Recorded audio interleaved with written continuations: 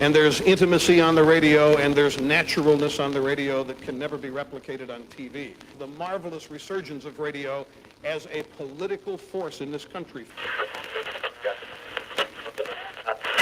News-related radio programming is evolving. There's a huge hole in our dialogue that can be filled by the synthesis of traditional radio and the freedom that comes from a live podcast. You're about to experience Cowboy State Politics live. Here we go.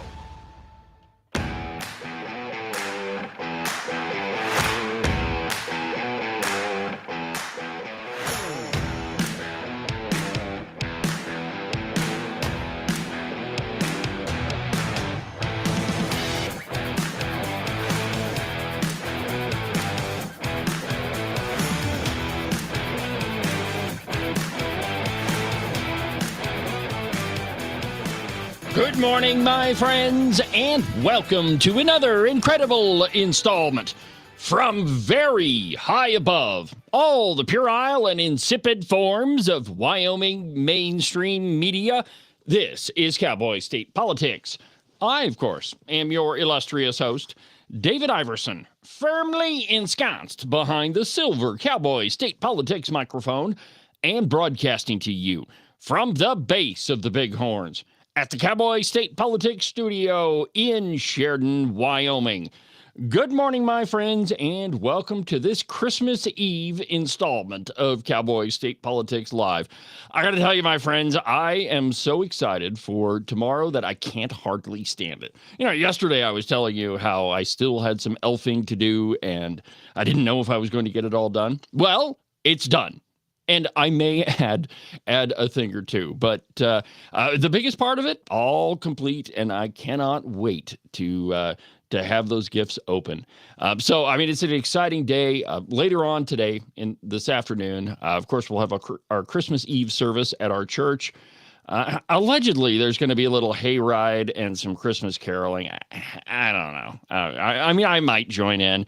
Depends on what the weather does. Looking out the window of the studio, it appears that it's going to be a pretty nice day. So I don't know. I hope your Christmas Eve is going great, and I hope that everything is going according to plan. You know, when you fix a big dinner, you always have that one thing that always doesn't end up very good. You know, you got all these different dishes, and there's one of them that you have problems with. So my hope for you is with your Christmas dinner or your New Year's Eve dinner with your family, that everything goes swimmingly, that you get to spend lots of time with your family, and let's all be perfectly honest about it.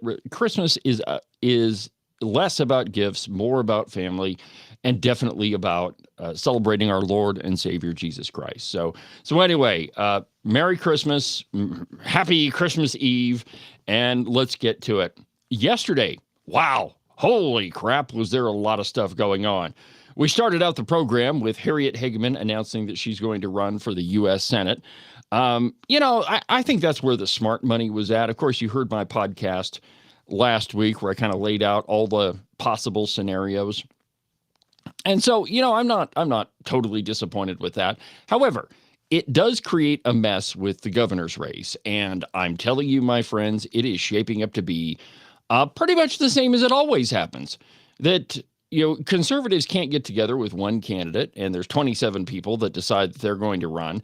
And we haven't learned from any of the previous elections that if you get a whole bunch of candidates running in the race, the vote gets split, and it's kind of a crapshoot who's going to win. And actually, the recent history of Wyoming is it's the liberal redcoat that wins. Matt Mead won with 29% of the vote. I mean, still, holy cow, right? 29% is what he won the primary with. And then Mark Gordon, of course, he won the primary with 33% of the vote. And all of that was due to a whole bunch of people being in the race. There's a credible argument to be made that had Foster Freese not been in the race, that Harriet Hageman would have already been our governor. But, you know, it wasn't to be. And now we've got her running for the U.S. Senate, a race that I'm certain that she's going to walk away with. Now, as it relates to all of the other people running for governor, here's what I heard yesterday after the program. Sources have told Cowboy State Politics that Bo Beitman, Dennis Beitman is going to run for the governor's mansion and that he's already hired a campaign manager. I don't really know exactly who that is. I've got some ideas, but when I have that one confirmed, I'll come out of the gate with that one. But yeah, Dennis, he doesn't have a pathway to victory. I mean, maybe if the vote gets split all sorts of different ways and Dennis doesn't pull his normal campaigning style, which is to peter out at the end, maybe. But really, I mean, Eric Barlow, if it were a heads-up race between Dennis Beitman and Eric Barlow would clean his clock. However, it sounds like there's going to be some other people joining the governor's race. Among them, Superintendent of Public Instruction, Megan Degenfelder. And, she's very likable. I think that she has some very questionable votes when it comes to the State Lands and Investment Board. And she's been voting for a lot of windmills. And that's bad enough. But pretty much she's been voting down the line with Governor Gordon, which a lot of those things, not all that conservative. But, I mean, she did do some good stuff with education, and she certainly talks a good game. And maybe, who knows? And you never know what happens in races. There's endorsements to come. Surely, Harriet Hageman already has Trump's endorsement for the U.S. Senate. And my guess would be that Megan Degenfelder would get the endorsement from Trump for the governor's race. And it's for right now, things are just kind of up in the air because there's only a few people that have officially said they're running for governor. Right now, we have Brent Bean, Eric Barlow, and the rest of them. Well, there's Joseph Kibler, though he's running as an independent, and it was already a steep climb for him to begin with, and now it's almost a vertical incline for him to win the governorcy. But stranger things have happened. It's absolutely true. So I don't know, my friends. They always say, may you live in interesting times. Well, we are in interesting political times. Now, coming up after the Christmas holiday, I fully expect that we'll have a lot of these people on the program and we'll be able to sit down with them, hopefully in the studio, and we can hash out all this stuff. And, my friends, you never really know until you get somebody in front of you in the studio and you can look them dead in the eye and ask them serious questions. You never know what the answer is going to be. And, there's a credible argument to be made that, if maybe, Megan Degenfelder, for example, if she ponies up to all of her bad votes and, has an honest discussion about them, well, maybe things can change. But for right now, she's got some splaining to do and lots of questions, as they all do. I mean, Dennis Beitman giving away the entire Senate to the liberals, 7 out of the 10 committees, and playing patty cake with Slithers Nethercott. None of that is good, and we certainly don't need that type of behavior in the governor's mansion. And Eric Barlow, well, he votes with the governor, votes with the Democrats, and the governor, 85% of the time. And, I was talking with a colleague of mine last night, and, I had forgotten, okay, so this is kind of a prickly one. I had forgotten Eric Barlow's role in COVID. I mean, it's always still in the back of your head, all the dirty stuff that he did. But he's got a lot of explaining to do for his actions during the special session, during all of the entire time he was Speaker of the House. It was really, really bad. And let's not forget the time that he teamed up with the group Earth Justice and sued the state of Wyoming over coal bed methane. For a guy that says he's pro-energy and pro-Wyoming, yeah, whatever. You team up with a radical environmentalist group and sue the state over energy development. Yeah, that really looks good. But, that was years ago. So, but those are lots of things that are going to come out on the program about all of these individuals. And like I said, we got to have them on the program and ask some serious questions. Also kind of up in the air is what Secretary of State Chuck Gray is going to do. Now, he previously, I don't know if he told, I think he told the program when he was in the studio on Cowboy State Politics that he was going to, interested in running for whatever race Harriet didn't run for. And so my personal thinking, I think that this is the way he's going to go, is to run for the U.S. House. So there's there's no confirmation on that as of yet. But anyway, lots of really interesting political stuff happening.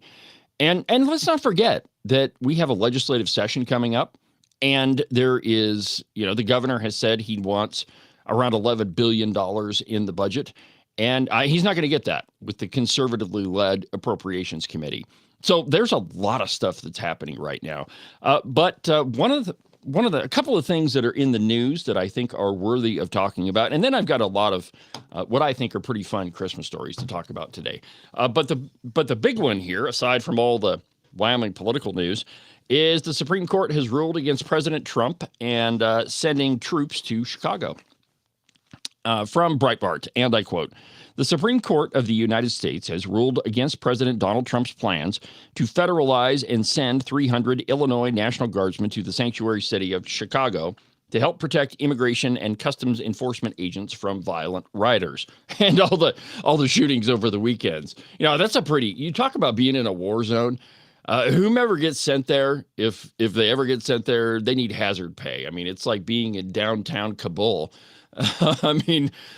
People get shot there every weekend. But of course, according to J.B. Pritzker, there's no violent crime there. Anyway, in October, Trump had sought to deploy the National Guard to assist ICE agents, but a federal judge appointed by President Joe Biden blocked the effort with a temporary restraining order. When the Trump administration asked the U.S. Court of Appeals for the Seventh Circuit to stay the judge's order, the panel of judges denied the administration's plea. That's when Trump asked the Supreme Court to stay the federal judge's order so National Guardsmen could be deployed to Chicago. Yesterday, SCOTUS ruled 6-3 that the Trump administration, quote, has failed to identify a source of authority that would allow the military to execute the laws in Illinois, and therefore the administration's application for a stay was denied. At this preliminary stage, the government has failed to identify that authority. The president has not invoked a statute that provides, and this is what the court wrote, he's yet to invoke a statute that provides an exception to the Posse Comitatus Act. Instead, he relies on inherent constitutional authority that, according to the government, allows him to use the military to protect federal personnel and property. But the government also claims, consistent with long-standing view of the executive branch, that performing such protective functions does not constitute executing the laws within the meaning of Posse Comitatus. If that's correct, it's hard to see how performing those functions could constitute executing laws. So and the Supreme Court has said no on sending troops to Illinois. Justice John Roberts, Sotomayor, Elena Kagan, Amy Coney Barrett, well, she's kind of turned into be sort of a disappointment, and Ketanji Brown Jackson seemingly backed the unsigned order, while Kavanaugh wrote a concurring opinion. Samuel Alito wrote a dissenting opinion, which Clarence Thomas joined. Neil Gorsuch wrote a dissenting opinion as well. Quote, "Whatever one may think about the current administration's enforcement of immigration laws or the way that ICE has conducted its operations, the protection of federal officers from potentially lethal attacks should not be thwarted," Alito wrote in his dissenting opinion. "I therefore respectfully dissent." Let's see here. So anyway, this is going to continue to go on. And it is just, it's just another example of Democrat governors, Democrat mayors, let's not forget Brandon Johnson in Chicago, doing absolutely nothing with crime. They are all suffering from an extreme case of Trump derangement syndrome. And, whether it's a documented mental illness or not, the truth is that that there is Trump derangement syndrome. And let me define what I mean by that, is that it doesn't matter what Donald Trump does. It doesn't matter what the order is. It doesn't matter if it's good or bad. It doesn't matter if he's adding hundreds of thousands of jobs. The Democrats and the Redcoats are going to oppose him. Doesn't matter what it is. If it has Trump's name attached to it, they will oppose it. And, my friends, it is just a further explanation of where we are in politics right now, that it is extraordinarily tribalistic, and that there are a lot of people that aren't focusing on the best interests of the country.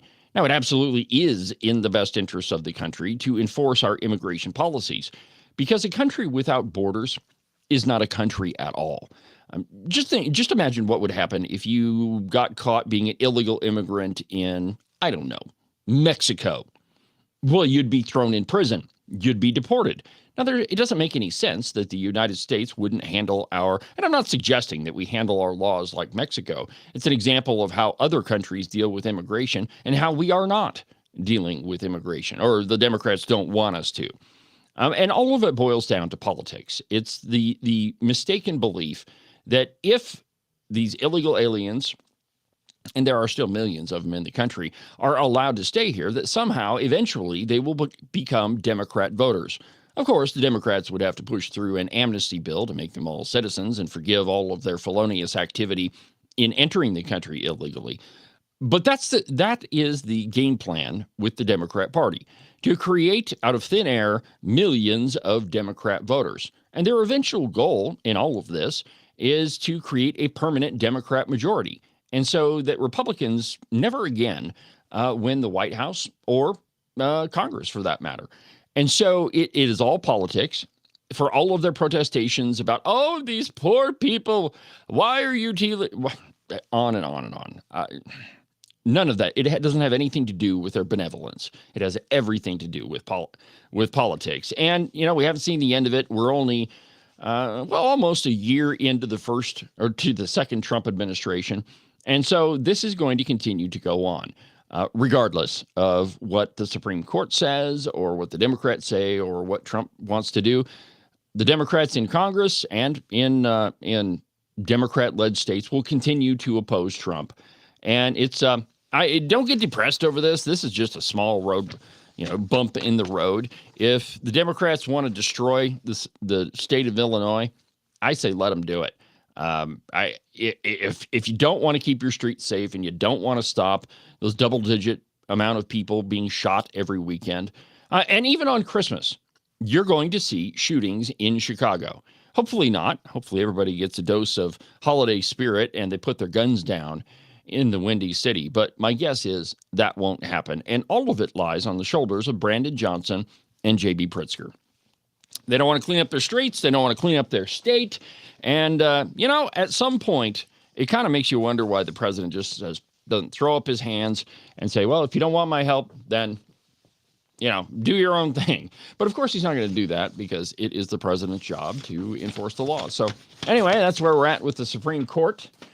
Let's see here. Oh, good news on the economy. I meant to get to this yesterday, but as you recall, there were several mountains of political news we had to talk about. So the economy is growing at 4.3%, the fastest in 2 years, smashing expectations. Now, if you paid attention to the lamestream drive-by media, they tried to convince you that everybody is depressed, that holiday spending is down, and that everybody is going to have a real depressing holiday. Not so, as it turns out. The GDP is up 4.3%. The U.S. economy grew this summer at its fastest pace in 2 years, far outpacing the forecasts of the know-it-all economists. The Commerce Department said U.S. gross domestic product, the government's official economic scorecard, rose at a seasonally and inflation-adjusted 4.3% annual rate in the third quarter. The report on the July through September period was delayed due to the shutdown. Quote, today's blockbuster expectation-smashing GDP report is the latest proof that President Trump's America First trade and economic agenda continue to turn the page on the Biden economic disaster. American consumers are spending, and American exports are surging, White House spokesperson Kush Desai said. President Trump built the greatest economy in the world in his first term, and he's in the process of doing it all over again. Americans can count on benefiting from an historic economic boom in 2026. Gross domestic product is a broad measure of the goods and services produced across the economy. Economists had expected the economy to grow at 3.2% annual rate after the second quarter's 3.8% rate.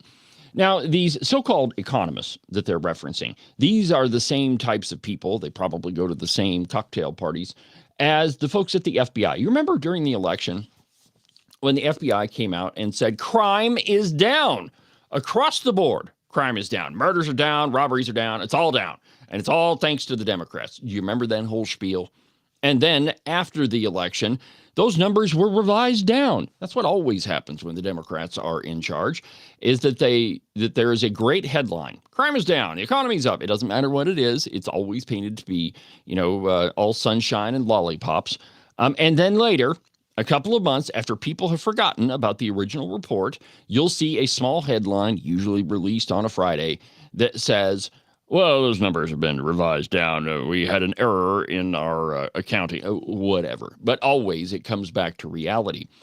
Now, this is the same thing, only in reverse. Everybody knows that Trump's economy is doing much better than Joe Biden's.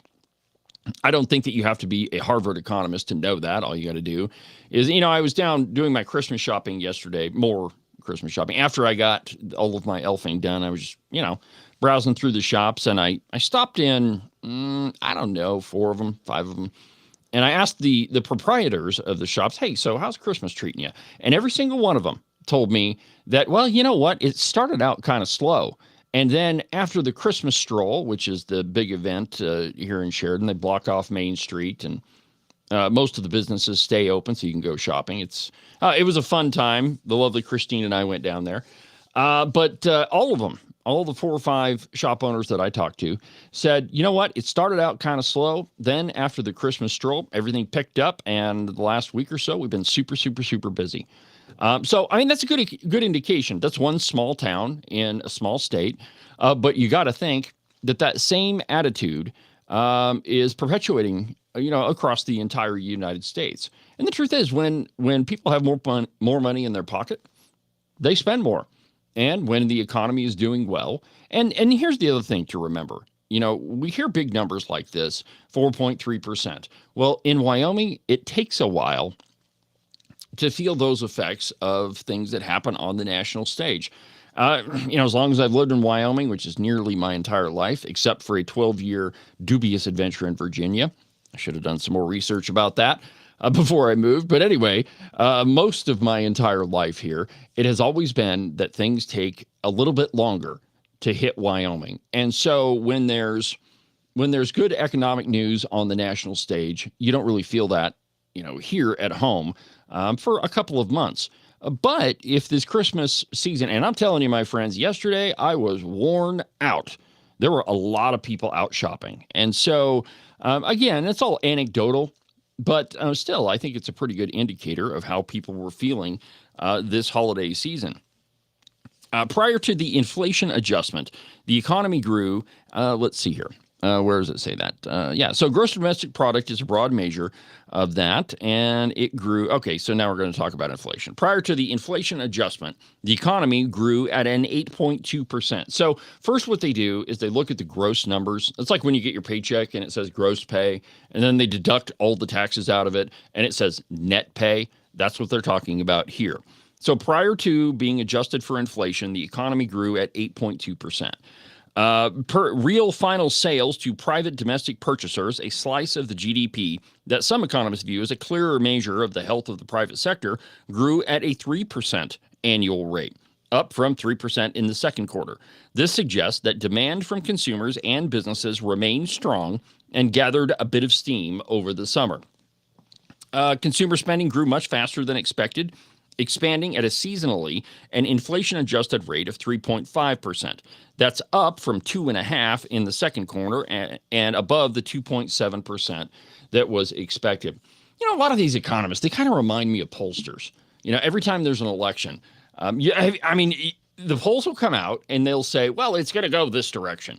And then invariably we find out that the pollsters are wrong and that they never really had it right to begin with.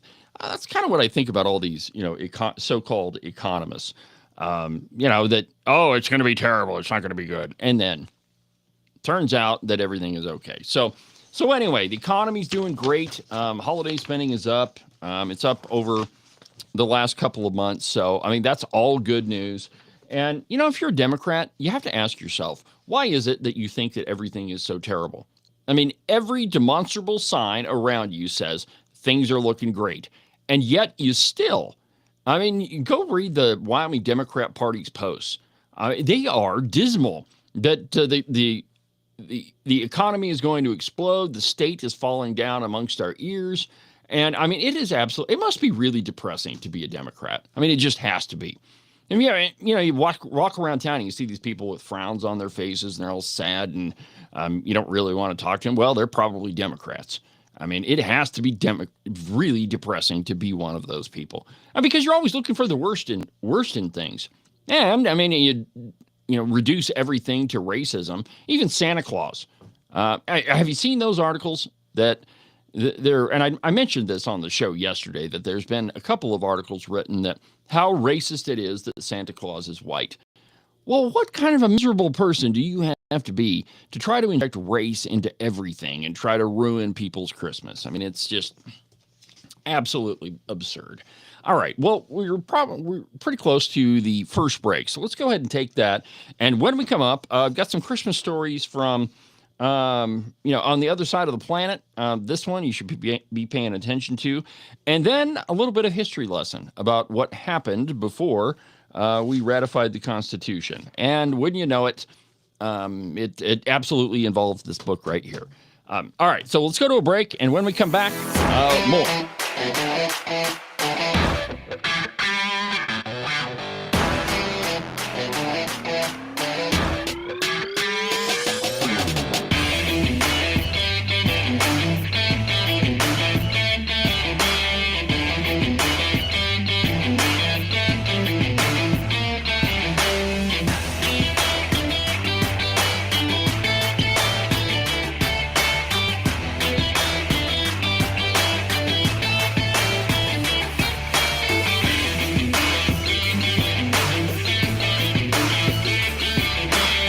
Yeah, I know. The weather seems to be toying with us.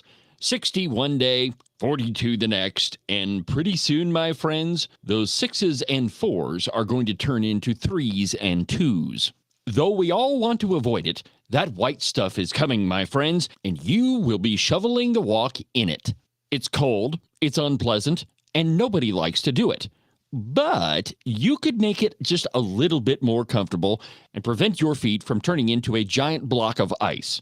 In fact, you could keep them nice and warm and toasty, and your toes will never even know that they're outside. The rest of you may be frozen solid, but at least your feet won't be.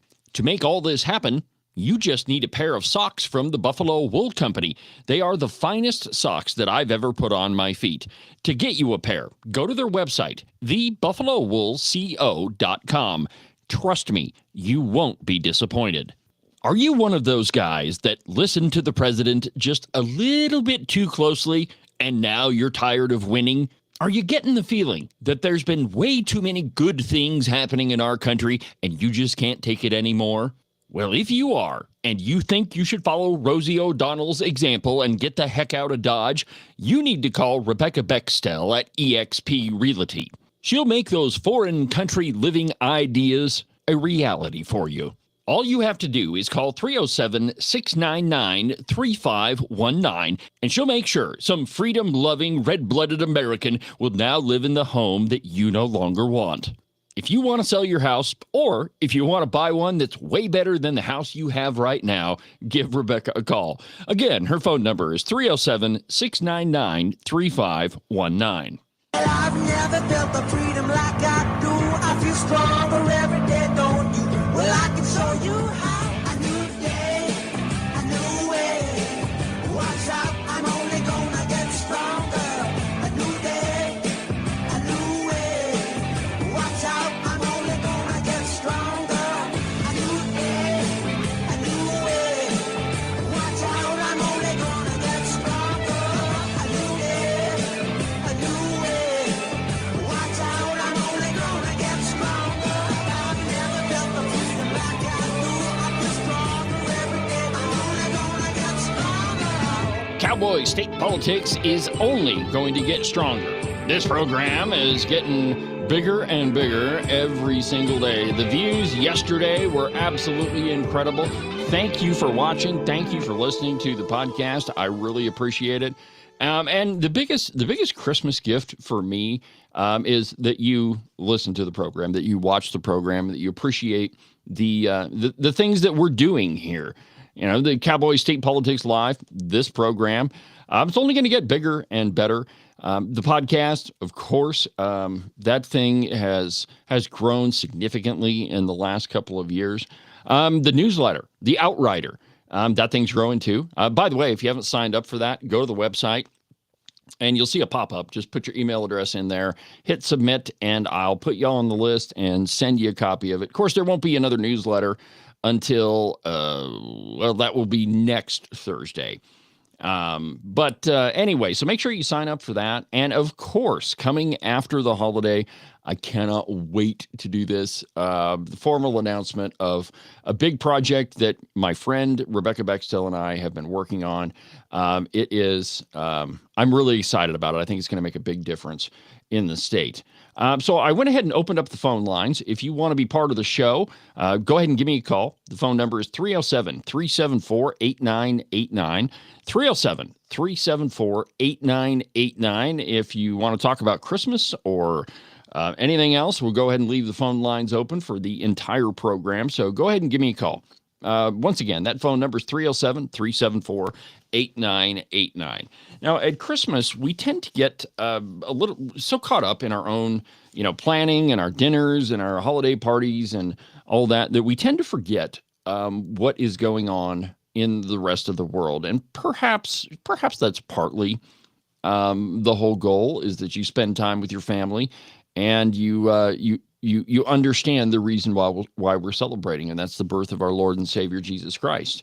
But I think that we should remember what's happening in other places. The truth is, my friends, that even the poorest among us, even the person that we think is the most destitute poor in America, is fantastically more wealthy than about 90% of the population on Earth. Think about it.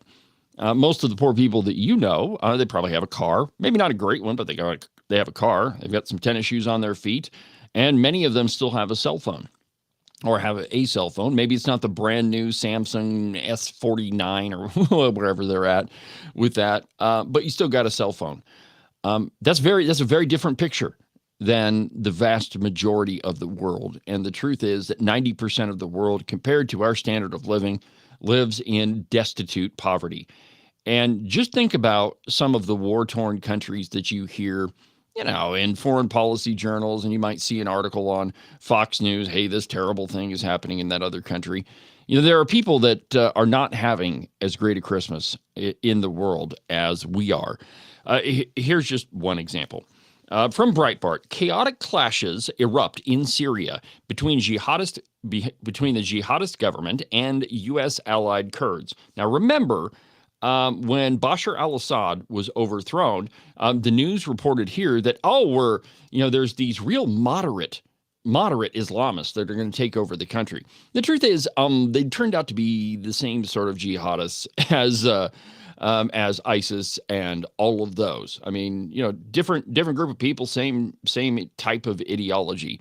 But here's what Breitbart says, quote, fighting broke out in a northern Syrian city of Aleppo on Monday between Kurdish fighters from the Syrian Democratic Forces, the SDF, and security troops loyal to President Ahmed al-Shara. Syrian state media and Kurdish sources gave conflicting accounts of how the battle broke out and how many civilians were killed and wounded in the crossfire. The SDF issued a statement on Monday accusing, quote, factions affiliated with the interim defense ministry of launching an unprovoked attack on a security checkpoint jointly manned by the central government troops of Asaish, the internal security force of the semi-autonomous Kurdish region of Syria. The SDF said the attack was, quote, a clear continuation of uncontrolled escalation that threatens the city's security and civilian lives. According to their account, the scuffle at the checkpoint quickly escalated and spread to surrounding Kurdish majority neighborhoods in Aleppo. The Syrian Interior Ministry rejected the SDF statement. Okay, so it goes back and forth, but the long and the short of it is, around Christmas, they're fighting. I mean, they're continuing a battle that has always been going on.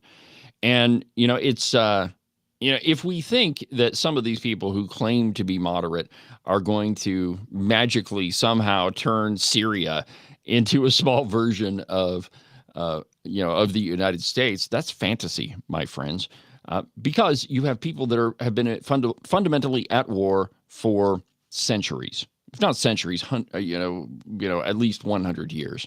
But the truth is, it's been far longer than that, and it's just another example of, there are people across the world that don't look at it the same way that we do. We might say that, man, having a war on Christmas, that might be kind of a bad thing. We went through that one time and it wasn't so fun. But that's not how other places in the world see it. So don't forget that how blessed we are to live where we do, and to have the family that we do, and to not be in a constant state of war. It's a pretty important thing. From the Free Press, the real war on Christmas. Now, conservatives get accused all of the time of talking about a war on Christmas. Well, there are places in the country where it actually is happening. I read some article last week, I think, where in Colorado that there was a so-called minister, and minister at big gigantic quotation marks, with arrows and an asterisk, but a minister replaced an entire nativity scene with drag queens. That is that he set up a drag queen nativity scene. How incredibly blasphemous could you possibly get? But that's what's happening, and it's not that far away from us. And there are, in other states, Ohio is usually a pretty big culprit for this. You see that there are atheist groups that sue over the ability to put one of their displays in the state capitol on Christmas. So there are forces at work in our country that really are interested in having a war on Christmas. But here is one from the Free Press. And this one, again, is titled "The Real War on Christmas." Quote, "In Germany, Christian markets this year are festooned with concrete barriers and police armed with automatic rifles. The famous Christmas market in Salzburg, Austria, now includes 33 surveillance cameras and 24-hour security guards. It's the same story in France. Authorities in Paris have canceled the city's New Year's Eve party. Parisians will not be celebrating the Champs-Élysées this year. Unfortunately, quoting, unfortunately in France, there is such a turn towards savagery that everything becomes a pretext for violence," said Bruno Retailleau, the head of France's center-right Republican Party. "There have been numerous ill-conceived or foiled attacks at Christmas markets, from Bavaria in southeastern Germany to Leipzig in the east-central part of the country to Lublin, Poland. Last December, a Christmas attack in Magdeburg, Germany, left 6 dead. 5 were killed in the 2018 Christmas attack in Strasbourg, France. This year, the global terrorist group ISIS urged its followers to recreate those attacks across the West. The September 18th edition of the newsletter Al-Naba urged Muslims to target Christians and Jews and kill them by all means. Those orders, it seems, were followed in Australia earlier this month, when 2 gunmen killed 15, including children, at a ceremony to celebrate the first night of Hanukkah on Bondi Beach. Authorities say the alleged gunmen, Sajid Akram and Naveed Akram, were inspired by ISIS. On Tuesday, a jury in Manchester, England, found Walid Sadoui and Ammar Hussein guilty of planning, quote, "the deadliest terrorist attack in UK history." Now, it's true that there are thousands of Christmas markets across the continent from late November until January, and the vast majority of them will be open for business this year, with millions of visitors shopping, strolling, and sipping mulled wine. But the threat to Christmas markets, Jewish gatherings, and other celebrations is mounting. This is not just temporary inconvenience or heightened security. It's about upending or abandoning traditions that stretch back to the Middle Ages. The first full-fledged Christmas market likely dates to in Dresden in 1434, famous for its fruitcakes, gingerbread houses, puppet shows, and wooden ornaments. So the question is, why? Well, it all boils down, in my opinion, to a focus on multiculturalism, and that is trying to create a society where all cultures are allowed to exist in a single country. See, our country was never set up that way. The idea was that you would move to a country and take your traditions and blend them with American tradition. That our country would become a melting pot to create an American culture. And that is a culture that is at odds with Islamism. Now, I'm not saying that every Muslim believes this. I am drawing a distinction between Islamists and Muslims. Islamists use religion to cloak their political ideology. Muslims, on the other hand, just practice Islam. So the problem here is that with Islamism, the use of religion, that is, wherever it was in the article, said that ISIS said to kill all the Christians by any means. Well, because it is fundamentally opposed to our Judeo-Christian values. If you can open up the Quran and find several passages to where it absolutely encourages killing people who don't believe, and that is at odds with how our country is set up and with all of our values. Now, it's true in America, we have the freedom of religion in the First Amendment, that Congress shall make no law respecting the establishment of religion. But that doesn't mean that we should absolutely allow, an Islamist culture. And again, there's a difference between that and regular Islam. But that we should allow that type of thinking because it is fundamentally revolutionary. To that end, it is very similar to socialism, to the writings of Karl Marx, in that you have to take over the entire society and purge it of its traditions in order to institute a new government. Now, when Marx was writing, he thought that the end goal should be communism. Well, okay, so up until that last part, there are some striking similarities between the Islamist belief in taking over an entire country and this idea of socialism. That's why you see a lot of articles that are written that discuss what they call the Red-Green Alliance. That is the alliance between Islamists and socialists and communists. Now, the two act the same. The end goal, I guess essentially is the same. One is religious in nature. The other is, economic in nature. But, really, when you boil it all down, it's pretty much the same thing. But that type of thinking is incompatible with America, our values, and our economic system of free market capitalism. That's one of the big reasons why Zoran Mamdani in New York is going to fail, because his ideas of socialism and communism won't work in a free market economy. During his campaign, you heard him say all sorts of crazy things like government grocery stores and free buses, and he's going to tax the rich and all of those things. It's going to end in economic ruin. One, because it's never worked in the history of the world, and it's fascinating to me that you have people, even some people in Wyoming. I had a call with a friend of mine the other night where he straight up told me that capitalism has failed and that socialism is better. Shocking that he would try to have that argument with me, but he tried anyway. But there is an increasing number of people in our country that believe that socialism is the answer, that it's a superior system to free market, free enterprise, and capitalism. Well, first, it's failed every single time it's been tried, and it is utterly incompatible with free market economics and our entire system. And the truth is, let's get down to it, my friends, that our version of capitalism has created the most prosperous, the most powerful, the most generous, the most free society in the history of the world. And second place is not even close, my friends. So to claim insanely that capitalism has failed is a ridiculous conclusion. Now, you even have people in Wyoming's government that say and believe that very thing, that the free market is working against us, or so we were told by the Wyoming Business Council. An ironic statement that he would be, espousing socialistic beliefs, and he heads an agency that is ostensibly all about capitalism.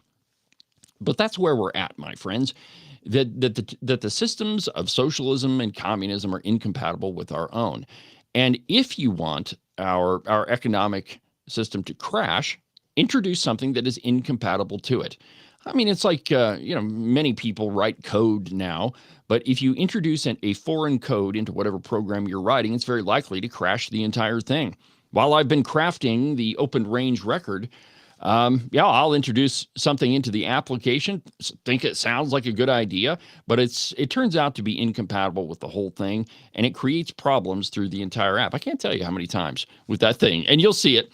I cannot wait to show you this whole thing, but how I'll introduce one thing into it. It sounds like a good idea. It sounds like it'll work, and it crashes the entire thing. So that's what will happen with our economy if this idea of socialism, communism, or in the case of what the free press is talking about, Islamism, is introduced. And there are, over this past year, I've read pieces where there were Chinese courts that were set up in Chinatown, in San Francisco and Los Angeles, that there were courts that were operating independently of American courts. There are cities, there's Dearborn, Michigan, that is entirely Islamist, Dearbornistan, if you want to call it that. And then there's another guy in Texas that wants to set up an Islamist commune. So America is not immune, nor is Wyoming immune to these forces. And so we need to keep our eyes open and be very clear-eyed about the ideas that we hear. When the head of the Wyoming Business Council says the free market is working against us, that's a pretty big red flashing sign that we need to get rid of him. If that's what he truly believes, and he does, he said it on my program and he said it in front of the Appropriations Committee. But those ideas are incompatible with our own. And, the season that we're in right now, we were just talking about economics. Well, if you want that economic system to hit rock bottom, start introducing these ideas. Keep picking winners and losers. Keep taxing people out of their homes, and you'll find out how incompatible they are. So, my friends, it's celebrate capitalism. It is the thing that has created the greatest country on the face of the planet. And anybody that tries to argue the opposite with you, like my friend the other night on the phone, just quickly ask them, so how is it that this amazing country was built? How is it that we were able to have the greatest amount of freedom that has ever been known on Earth? Is it through socialism and communism, or is it through free market capitalism? Now, I often get irritated with the free market, some of the aspects of capitalism, and I shouldn't put it that way. That's the wrong way to put it. I love capitalism. I am a devout capitalist. Devout's probably the wrong word. I am a committed capitalist. How's that? But what irritates me is when stores start putting out goods for 2 holidays in advance.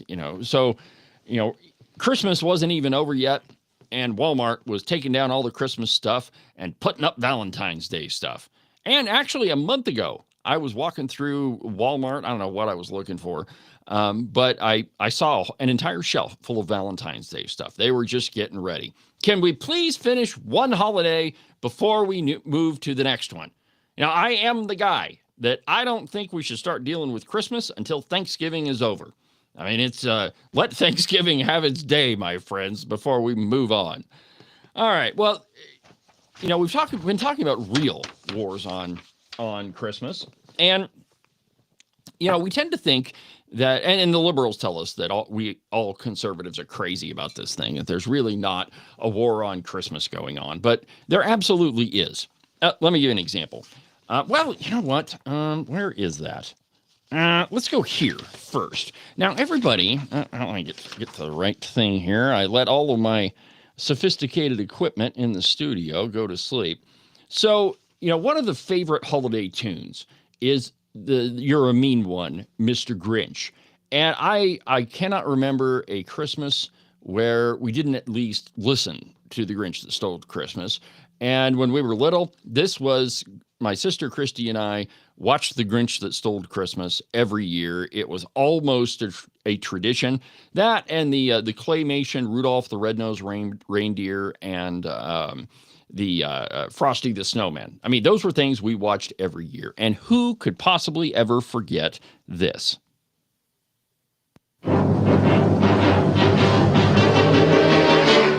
You're a mean one, Mr. Grinch, you really are a heel. You're as cuddly as a cactus, you're as charming as an eel, Mr. Grinch.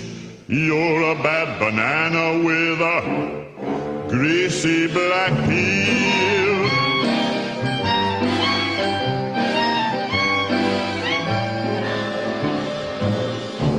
You're a monster, Mr. Grinch. Your heart's an empty hole. Your brain is full of spiders. You've got garlic in your soul, Mr. Grinch. I wouldn't touch you with a 39.5-foot pole. You're a vile one, Mr. Grinch. Okay, all right. You know, every time I think I'm going to hit pause on that thing, another part. You're a vile one, Mr. Grinch. It was really hard for me to turn that on. Well, so the guy who sang that, believe it or not, didn't get credit for it for a really, really long time. On The Blaze, there's an interesting piece about him. His booming and unforgettable performance helped define a Christmas classic. Yet the man behind the Grinch's menacing anthem was left uncredited. When the Grinch That Stole Christmas was finally produced and it was ready to be released, it was actually a mistake that the man who sang that tune, that his name was left out of the credits. And in fact, it was miscredited to somebody else. From The Blaze, the iconic voice that sings the song You're a Mean One, Mr. Grinch, from the animated special The Grinch Who Stole Christmas, ensured the tune has stayed for a classic for ages. But the man behind the voice was never given credit. They needed somebody that could bring the Grinch, somebody who had a scowl that could match the Grinch. And that's when the guy who was never named comes into the picture. And he walked into the studio where they were recording The Grinch That Stole Christmas. And somewhere in a Los Angeles recording booth, late at night, I suppose, I think 1966, he steps up into the booth, up to a microphone, and his voice is so deep that it's almost as if it rolled out of the earth itself. And this was, Glenn Beck was telling this on his show. He steps up to the microphone and he records the now really super famous anthem, The Grinch.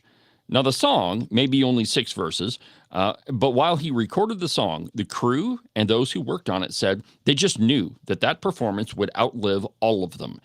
And they put it in the show. The show airs, the credits roll, and his name's not on it. Not a mention, not a whisper. Nobody really knew who sang The Grinch Who Stole Christmas. While he was never given credit, officially given credit, the man who delivered what has been called one of the most unforgettable performances in Christmas history was named Thurl Ravenscroft. Now, his name is nowhere to be found, and it should be. And it should be remembered because he's great. Now, you've heard his voice elsewhere. You just didn't know it. So, for example, let's see here. Here are some of the appearances that I'm positive that you've heard. Here's just a couple of them. Sure, but first we'll start with the complete breakfast, including my vitamin-packed Frosted Flakes. They bring out the tiger in you. Frosted Flakes good? They're great! You don't get credit for that either. For the bare necessities, the simple bare necessities. I just can't believe any person could ever be so cruel. You had a roof over your head, didn't you? I think maybe you're just a whiner. No, that last one was from a cartoon called The Enchanted Toaster. I just liked what he said, that's why I had to include it. But his name, like his voice, is pretty, it's obviously recognizable, but you've heard it over and over and over, and you didn't even know. Maybe you recognized the voice, but you probably didn't know. I'm sure you didn't know that his name was Thurl Ravenscroft. Now, he also did a lot of background singing with a number of different groups. And interestingly enough, he had I believe it was a quartet, and they called them the Sportsmen. And they did a lot of recordings for coin-operated jukeboxes, little 3-minute songs. But he decided that he was going to join the military. And so he went overseas and did basically media work. Well, when he came back, he realized that the guys that he had been part of their quartet with, they'd already replaced him. And so he went out on his own. And so he did a lot of freelance work. And I believe he died in 2015. But here's another one. And since it's Christmas, I thought we ought to play this one. This is a version of the 12 Days of Christmas by Andy Williams. It's a little bit different than the song you remember, but this is Andy Williams' version. And see if you can pick out Thurl Ravenscroft's voice in it. On the 6th day of Christmas, my good friends brought to me little silver bells, a shining star, 4 colored lights, 3 boughs of holly, 2 candy canes, and a song for the Christmas tree. On the 7th day of Christmas, my good friends brought to me candles a-glowing, little silver bells. There he is. A shining star, 4 colored lights, 3 boughs of holly, 2 candy canes, and a song for the Christmas tree. With a voice like that is that distinctive, he should get far more credit than he ever has. And certainly, being the voice of You're a Mean One, Mr. Grinch, he definitely should get credit. And he never really did until much later. So anyway, there you have it. Now you know who the guy is that sang The Grinch That Stole Christmas. Now, coming up after the break, I'm going to tell you about some real Grinches, and this should come as no surprise whatsoever to you. They're the board members of an HOA, but we'll do that when we come back. The real Grinches.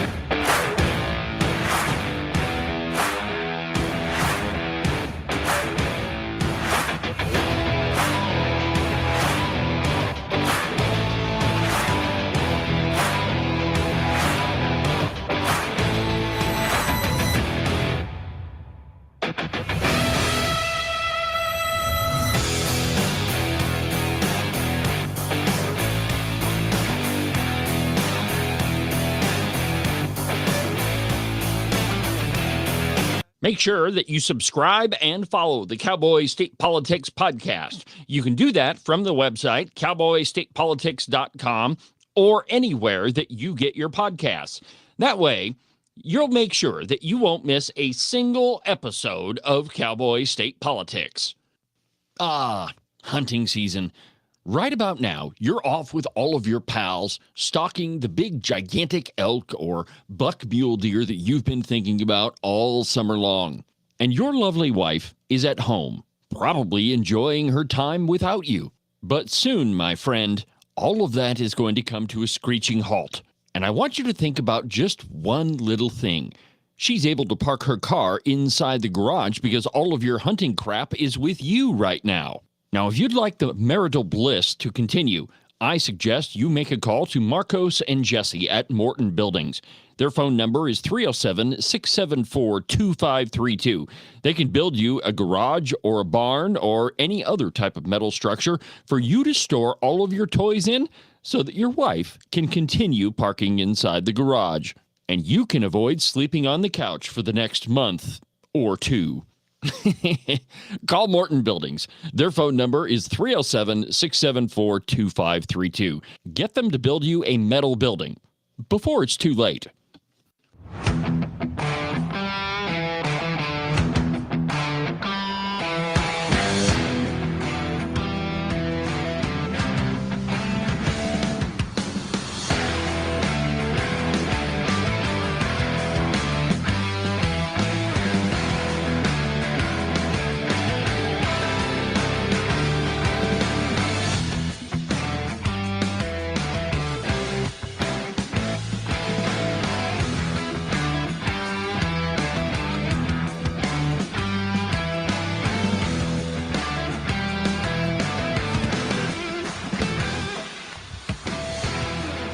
Cowboy State Politics live on Christmas Eve. I'm David Iverson, documented to be almost always right 99% of the time. And if you want to find out about that, give me a call. The phone number here in the studio is 307-374-5400. 8989, 307-374-8989. If you want to talk about Christmas with me, let's do it. Go ahead and give me a call. The phone number is right up there on the screen, so give me a call. There are real Grinches in the world, my friends, and many of them are part of HOAs. I recently had my own first adventure with an HOA meeting. I have to tell you, it was absolutely illuminating. For a group of people that don't do a heck of a lot, they sure think that they're pretty darned important. Well, one Idaho resident found out how important an HOA believes that it is. And this is a piece from Fox News.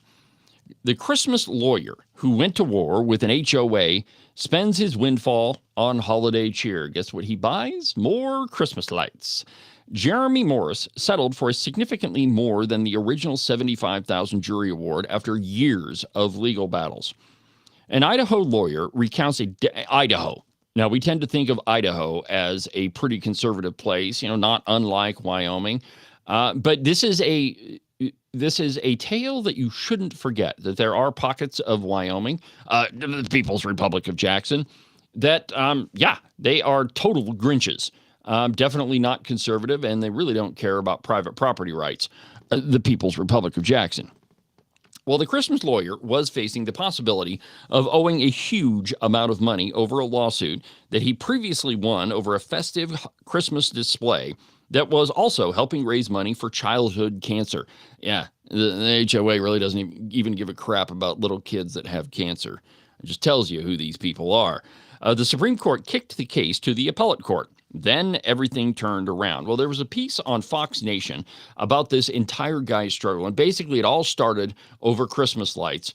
And he put up this big display, and it was a resounding success. People drove from miles around to come and hang out and sing Christmas carols and raise some money for charities. And then he and his wife bought another house in a HOA.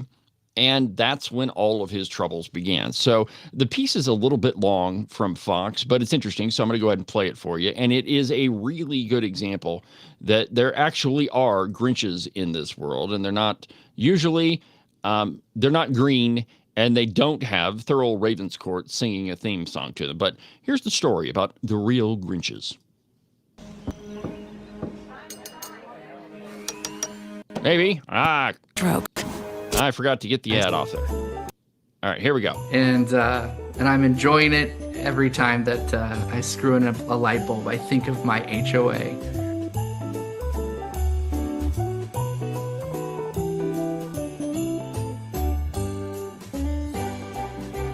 So this all started in 2014. We had moved to Idaho, and we put up all of our Christmas lights, and it took me 3 months. And then we get this demand letter from a lawyer. He was hired by the HOA to give us 10 days to remove all of our lights. And they waited until we were done putting up our display. My name is Jeremy Ray Morris. People call me the Christmas lawyer. Dubious nickname, I acknowledge, but I have that nickname because in the year 2014, my family found ourselves in the middle of a situation where thousands and thousands of people were coming to our house to celebrate Christmas and raise money for children with cancer, something I never could have imagined I'd be in the middle of. And not long after that, unfortunately, our family found ourselves at the center of a national, actually international controversy that went all the way up to the United States Supreme Court. His legal battle with his homeowners association started back in 2015 with his charity Christmas display. The HOA said the show would violate rules and were concerned about the traffic, excessive noise, and brightness. This played out exactly like I thought it would, to the letter.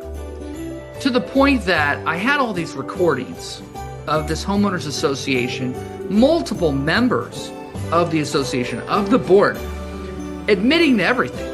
I mean, they're admitting, yes, we discriminated against you. This is unbelievable. I have this on tape. You know, and Idaho is a one-party recording state. So I knew what I was doing. You know, we now are in this house. We live in this neighborhood. We've now decorated this house just as we did at this other house the previous year, where all these thousands of people came. Some people undoubtedly came to the Lord, were ministered to, children were helped. So we said to ourselves, if we don't fight back against clear, unmistakable religious prejudice against Christians in the United States of America, then who would? Like, I'm an actual lawyer. I've been trained to do this. So why wouldn't I defend my family, my own honor, and my faith? And not just my faith, but I'd also add the culture. Because ultimately, this country was founded on a Judeo-Christian ethic. It's part of the history and tradition of the United States. 2 years to the day, we file in federal court. We ended up with a unanimous jury verdict. After 15 hours, 2 days of deliberations, a 2-week trial, we won. The long battle over this Christmas lights display in Hayden is over. Today, a jury awarded Jeremy Morris $75,000. But that wasn't the end of the story. 4 months later, the judge came back, flipped the verdict under what's called Rule 50B. He said, I'm just undoing what the jury did. I haven't done this in 32 years. He wrote that. He said, so trust me, Ninth Circuit, because I know this will be appealed to you.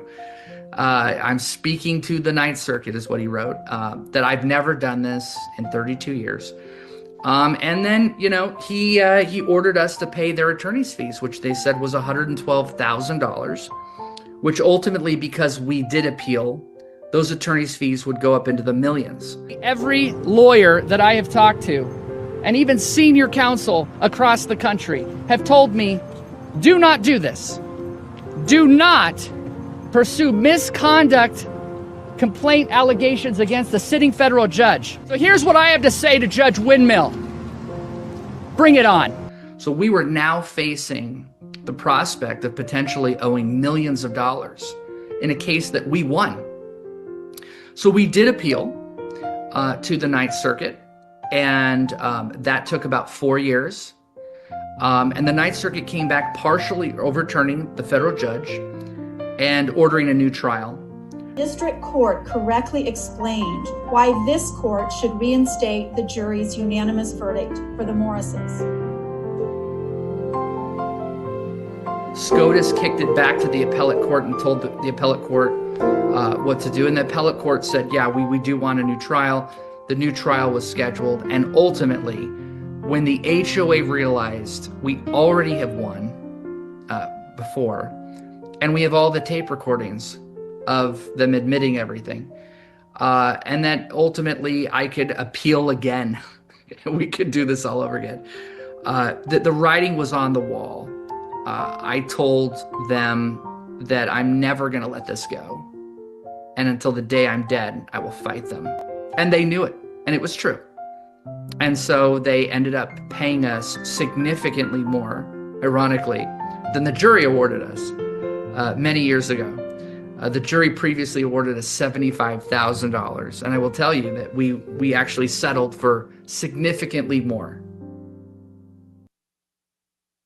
So how often do you think that scenario plays out across America? Like, I mean, even in small towns. Like I told you, I just recently went to my own HOA meeting, and they're nowhere as tyrannical as, well, I mean, so far, nowhere near as tyrannical as that Idaho HOA. But I think it all boils down to a lack of respect for personal property rights. That guy bought that property. Now, I'll admit that, if you saw some of the images of his property, complete with a camel and the giant display, and I mean, it was very reminiscent of, National Lampoon's Christmas Vacation, where he's got the giant light display, and it blinds the neighbors and ultimately drives them crazy. But I'll admit that would be a little irritating, but it's his property. I mean, it's you would want to do the same thing with your, have the same rights with your property as everybody else. But I think it is this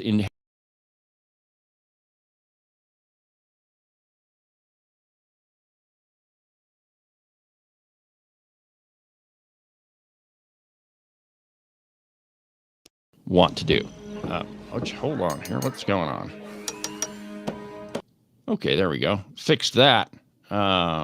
So anyway, we have to respect personal property rights. And it doesn't really matter if you don't like what your neighbor is doing. They have just as much right to enjoy their property as you do.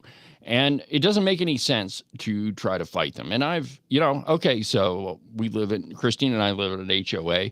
And, there are some rules. But again, we voluntarily live here. But I think if it were to get that tyrannical, taking people to court over the Christmas lights, that's just absolutely ridiculous. And the court ended up ruling in his favor. So, my friends, it's true. There absolutely are real Grinches in the world, and most of them are part of an HOA. So, there's another video out, a Christmas video that I wanted to show you. And this one, as you might imagine, is stirring up a bit of controversy because Santa Claus is dressed up as an ICE agent. From the Blaze, Nazi trash. Unhinged outrage ensues after ICE posts video of Santa Claus deporting illegal aliens. And I quote, critics of the president's immigration policy went into a meltdown over a new video from the administration depicting Santa Claus as an ICE agent. In the video, that appears to be generated by AI, Santa dons a reddish uniform of Immigration and Customs Enforcement while arresting illegal aliens and sending them on their way on a deportation flight.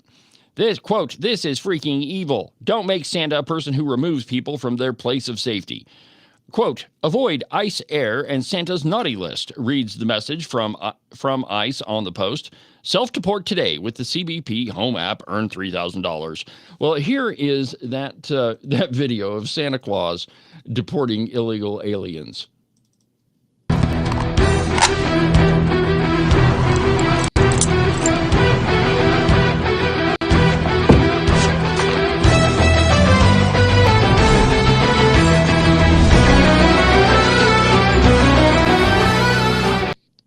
Why wouldn't Santa Claus want to bring a present to ICE? Come on. He brings presents to everybody else, so why not Immigration and Customs Enforcement? Well, of course, the left melted down about this. Many online raged against the video, and Secretary Kristi Noem of the Department of Homeland Security. Those on the left called her Nazi trash. Quote, "Deport yourselves to hell," replied actor Andy Cortez. Kristi Noem's Department of Homeland Security posts a deranged video of turning Santa into an ICE agent. Making people suffer is just all fun and games, according to the administration. And it constantly amazes me how crazy the left will go when over the smallest little things. A video of Santa Claus dressed as an ICE agent. And it doesn't take all that much at all to make the left absolutely flip out. All you got to do is do one little thing, say one little thing, post a video, and they go absolutely out of their mind bonkers. And this is just another example. And to their credit, the administration does this on purpose just to get those on the left to freak out. Well, the truth is that CBP and DHS have been putting America first this holiday. From Breitbart News. The Trump administration's Department of Homeland Security is changing regulations governing work visas, arguing the changes will protect American workers. On Tuesday, U.S. Citizenship and Immigration announced that the DHS had implemented a new rule to change the H-1B recipient selection process, ending the current random lottery system in favor. And why would we even do a random lottery to let people into the country? If you're going to immigrate to this country, at least it used to be, you needed to provide some sort of benefit to the country. Maybe you're a professional or you bring something to the table, a reason why we would want them. It doesn't make any sense to have a random lottery and say, we're going to randomly let this person in. And when Biden was in office, there was very little vetting that went on. And so not only are your immigration decisions completely at random, two, they're not vetting the people that they're allowing in. The yet unpublished final rule, states that the new weighted selection process will favor higher-skilled, higher-paid foreign nationals while continuing to allow employers to obtain H-1B visas across all wage levels. The rule will take effect on February 27th and apply to the H-1B registration season for fiscal year 2027. The existing random selection process of H-1B registrations was exploited and abused by U.S. employers who were primarily seeking to import foreign workers at lower wages than they would pay American workers, the USCIS spokesperson said. The new weighted selection will better serve Congress's intent for the H-1B program. So, ICE and CBP bringing Christmas to all of us. This holiday season, I'm a big tradition person. I always have been. One of the big differences between the lovely Christine and myself is I am very, very sentimental about a whole bunch of different things. I value, we both think that traditions are important. That's why we have our, one of the smaller ones is our Christmas Day tradition of hanging out in our pajamas and watching movies and not doing a darned thing else. But I think it's important that we remember where we came from. And, the Christmas season is, when you boil it all down, is essentially about one thing, the birth of Jesus Christ. That's it. It's not really about anything else. Now, there are other things that go along with it, being thankful and, thankful for what the Lord has given us and, spending time with family. All of those things are part of Christmas. But I don't think we should lose sight of you often see here, maybe it's a Hallmark card statement, but the reason for the season is Jesus Christ. But it also played a big role in the founding of our country. And prior to the American Revolution, let me start over. The American Revolution was a rejection of earthly kings and a turn towards an ever more radical idea, the idea that man can rule himself, that human equality rests in divine authority, not political power. Before America, the entire world believed that man had to be ruled by somebody else, that there was some sort of king or a czar or whatever that needed to rule over man. But in America, we had a radical idea that you didn't need a king or a czar or any of those other things, that man could rule himself, that your rights come from God and only from God, because if government grants rights, and of course that idea is ridiculous, but if the government can grant rights, then the government can take them away, which means that those aren't rights at all. There's a great piece in the Free Press that talks about the influence of, this little book when it comes to the founding of our country. So it begins this way. A rabbi and a minister march in a parade. And no, this is not the beginning of a joke. Instead, it's the description of an event that marked the advent of a wholly new approach to the role of religion in society. A rabbi and a minister joined in unison comprised a sublime symbol of the role that faith would play in the nascent nation known as the United States. On July 4th of 1788, a parade was held in Philadelphia in order to celebrate Pennsylvania's upcoming vote to ratify the Constitution. The outcome was anything but assured. Many patriots in America, Patrick Henry was among them, had decried the proposed system with its strong centralized government that wielded power over states as no different from the tyranny that they had just fought against. One of the parade's attendees was a devout Christian by the name of Benjamin Rush.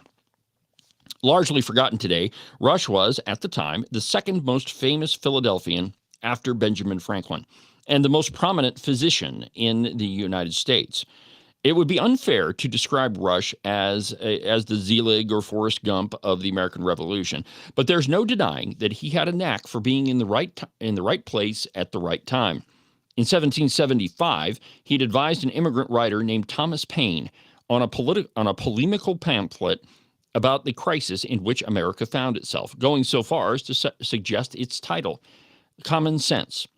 He was a signer of the Declaration of Independence. His face is to be found near George Washington's at the center of John Trumbull's painting depicting the battle at Princeton. At the turning point of the war, a devoted friend of both John Adams and Thomas Jefferson, he would help mend the friendship after their falling out after the French Revolution. Rush was profoundly aware of the religious diversity in the fledgling country.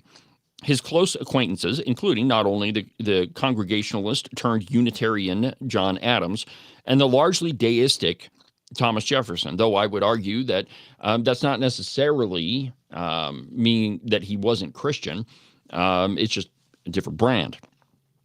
But also Jonas Phillips, a religious Jew who had served in the Pennsylvania militia during the Revolutionary War and who, with his wife Rebecca, raised his 21 children. That's not a misstatement, my friends. The guy had 21 kids. Can you imagine that? Rush attended the wedding of Phillips' daughter Rachel and Phillips' son Aaron. He was the only eyewitness account to have such Jewish ceremonies in America in that era. The parade Rush witnessed in 1788 presented the diverse professions in the city: cobblers, wig makers, sailors. He was most taken with the clergy, which, as Rush reflected in a letter printed in the Pennsylvania Mercury, as manifested by their attendance, their sense of the connection between religion and good government. Now, interestingly enough, there's more. Rush approvingly noted that one of the clerical participants in the parade was not Christian at all. He was a rabbi of the Jews, and quoting now, locked in arms with two ministers of the gospel, and he called it a most delightful sight. There could not have been a more happy emblem contrived of that section of the new Constitution, which opens all its powers and offices alike, not only to every sect of Christians, but worthy men of every religion. Fast forward to the ratification of the Constitution. And this is by far the most important point here. And I think that it really symbolizes what America actually is. That it is a country where you are free to practice your religion, regardless of what that is, free from the encumbrances of government. So it was at the First Continental Congress in 1774, one delegate named Thomas Cushing of Massachusetts proposed that those attending begin with prayer. Now, there are many government meetings that we start with prayer now. If you go to any Republican meeting, you'll say the Pledge of Allegiance, and then we'll have a prayer. And it doesn't make, not that many people would find it odd that Episcopalians and Lutherans and Methodists and people that go to the Cowboy church would all pray together. That's not significant now, but it was then. Let's see, where was I at? To us, the idea of Congregationalists, Episcopalians, and Presbyterians could be too divided to pray together might be kind of amusing. Given the future religious diversity of America, the theological divisions among Protestants could appear minuscule. But in Europe, people had been killing each other over theological divisions for many years, and Jay's argument against the prayer is understandable. John Jay was one of the people who objected to the idea of even praying. But Samuel Adams stood up, and he said that he was no bigot, but he could hear a prayer from the gentleman of piety and virtue, who was at the same time a friend of the country. An Anglican clergyman, Jacob Duce, was invited to lead the prayer, and he began by reading Psalm 35. And if you read Psalm 35, it is everything that you would expect, that those who were about to embark on the American Revolution, it is exactly what you would think they would read. Part of it says, "Plead my cause, O Lord, with them that strive with me. Fight against them that fight against me. Say unto my soul, I am thy salvation." Now, John Adams wrote later that evening to his wife, quote, "I never saw a greater effect upon an audience. It seemed as if heaven had ordained that psalm to be read on that morning. I must beg you to read that psalm, a passage from the Hebrew Bible describing a divine defense from one's enemies. So united the members of the new Congress that it seemed heaven sent." You see, my friends, that though there are liberals across this country that insist that, and part of that thing was mentioned in this piece, that insist that the founders of our country were not religious, that they were not Christian, that most of them were deists, that really some of them were even atheists. I've heard that slur said about Benjamin Franklin several times. But none of that is true. The people that started this country were profoundly religious, and even the least religious among them, Benjamin Franklin, was the guy who suggested at the Constitutional Convention that they begin with prayer. And so, during this season, first, I mentioned that you should be ever mindful of why it is that we celebrate Christmas. It doesn't have anything to do with presents. It doesn't have anything to do with what you receive. It is what God gave to us, and that is our Lord Jesus Christ. That he was sent here to save all of mankind from eternal damnation. So just be aware that that's why we celebrate Christmas, and and just take some time to sit down and pray. Well, my friends, I know it's a little bit early, but it is Christmas Eve, and I've got a lot of work to do before we go to our Christmas Eve service, and before the lovely Christine and I start our Christmas celebration. So I think with that, I'll go ahead and sign off for today. Just one more parting thought, and I mentioned this yesterday. But this Christmas season, be very thankful for what you have, for the things that you've been given, for the family that you have, that we live in a country as amazing as this, that we can practice these beliefs, that we can hold a Christmas celebration, we can worship however we so choose. Be mindful of why it is that we're celebrating this, that God sent his only begotten Son into this world so that he could live among us and eventually die for all of our sins, that he paid a debt that he didn't owe for a people who could not pay. And let's just be aware of why we're celebrating this Christmas. And my friends, I want you and your families to have a blessed Christmas, to spend time, take a little bit of time to pray, and just be happy that you have family, and be very thankful from what the Lord has given you. And so for now, my friends, on this Christmas Eve, I hope that you have a very, very Merry Christmas.